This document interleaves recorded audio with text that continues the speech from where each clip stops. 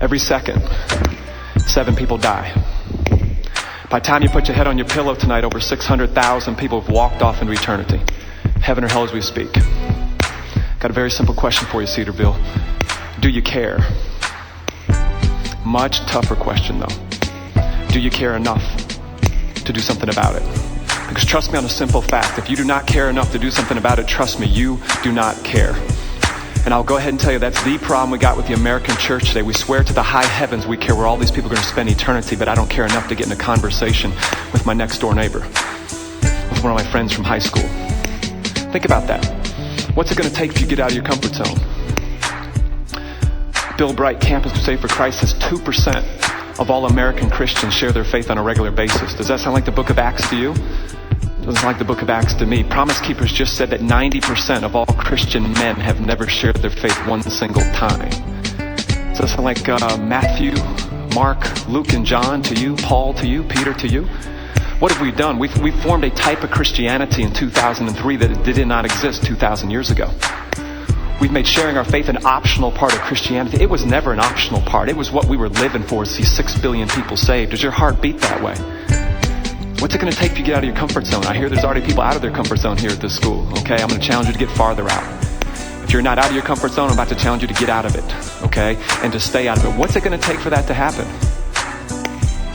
How many more American soldiers do you need to see on TV with a bullet hole in the back of their head after they've been executed over in Iraq before you can get out of your comfort zone? I was on a plane flight 2 months ago to Colorado Springs, and I sat with a whole group of soldiers from Fort Carson. They were just flying back. They were in Iraq for a while, and as we were on the plane, I sat next to a soldier and got to talk with him the entire plane flight. 15 of their fellow soldiers were killed, dead in Iraq, never made it back. We had a great talk on the flight. When we got off the plane, there were all these wives and girlfriends waiting on the soldiers when they come off. It was a really cool reunion. And all of a sudden it hit me. There's 15 people, 15 wives and girlfriends that did not need to come to the airport that day because their boyfriend or their husband did not make it back from Iraq. What's it going to take to get out of your comfort zone? Anyone died here at Cedarville? Anyone died here? Nod your head, yes or no? Anyone died here in the last couple of years? Okay, think about that.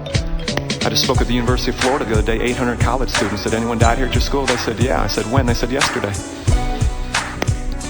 Atlanta, Georgia, where I live at, we had 24 teenagers dead in 4 months. 24. It's crazy. University of Georgia had 11 students die in one semester. 11 people your age die in one semester. What's it going to take to get out of your comfort zone? One thing that happened to me was I was teaching Bible at a Christian high school. I walked into a bathroom at 8:35 in the morning after a 15-year-old student had put a gun in his mouth and pulled the trigger. When you walk into a bathroom at 8:35 in the morning with a 15-year-old boy laying in a pool of blood that looks like a scene from a Hollywood movie, you have some serious questions to ask yourself. You're still going to keep living the same old mediocre Christian life, Mark Cahill, or you're going to start getting out of your comfort zone and start serving the God of this universe like you're supposed to? I had some serious questions to ask myself. And that's one of the defining characteristics in my life, to get out of my comfort zone and start standing up for what I believe no matter what the cost. Is there a cost when you stand up for it? Is there a cost when you stand up for it? Is there a cost when you stand up for it? You better believe there's a cost for it. Jesus Christ knew it, but he knew his dad was worth it. The question is, when am I going to get to the point that I know my God is worth it? No matter what the cost. Every second, 7 people die. By the time you put your head on your pillow tonight, over 600,000 people have walked off into eternity, heaven or hell as we speak. Simple question for you, Cedarville. Do you care?